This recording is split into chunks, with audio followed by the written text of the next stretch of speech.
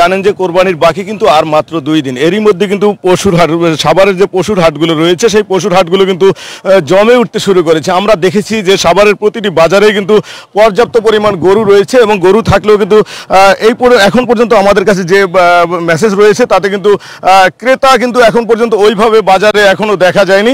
তবে গরু ব্যবসায়ী যারা রয়েছেন তারা বলছেন যে যেহেতু কোরবানির বাকি আরও 2 দিন, যেহেতু এটি একটি শহর, গরু পালায় অনেকটা কষ্ট বিধায় শেষে এসেই সকল ক্রেতারা গরু ক্রয় করেন। আমরা এই মুহূর্তে যে বাজারটিতে রয়েছি এটা হচ্ছে সাভারের ঐতিহ্যবাহী বাইপাইল এলাকার বসুন্ধরা বাজারে। এখানে আমরা একজন যেই বাজারে যিনি ইজারাদার রয়েছেন সেই এনামুল হক মুন্সি ভাই, তার সাথে আমরা কথা বলতে চাচ্ছি যে আপনার যে এই বাজারে ঐতিহ্যবাহী বাজার, এই বাজারে আমরা দেখেছি ব্যাপক গরু রয়েছে। তো এই পর্যন্ত আপনি কি পরিমাণ গরু বিক্রি করেছেন এবং আপনি কি প্রত্যাশা করতেছেন বা কোনো অভিযোগ রয়েছে কিনা ক্রেতা বিক্রেতাদের?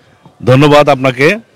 আসলে এই বগাবাড়ি বাজারটি ঐতিহ্যবাহী প্রায় 50 বছরের পুরানো বাজার।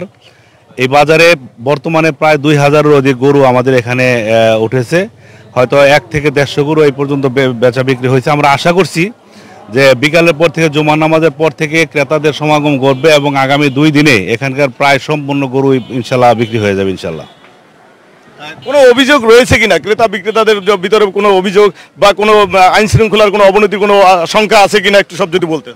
না, কোনো আইন শৃঙ্খলার কোনো শঙ্কা নেই। এখানে আমাদের পর্যাপ্ত আইন শৃঙ্খলার বাহিনীর লোক আছে এবং আমাদের ভাট কমিটির পক্ষ থেকেও সিসি ক্যামেরার মাধ্যমে পুরো হাটটি আমরা নজরদারিতে আনছি এবং ক্রেতাদের থাকা খাওয়ার জন্য আমরা যথাযথ চেষ্টা করছি সুন্দর ব্যবস্থা করার জন্য।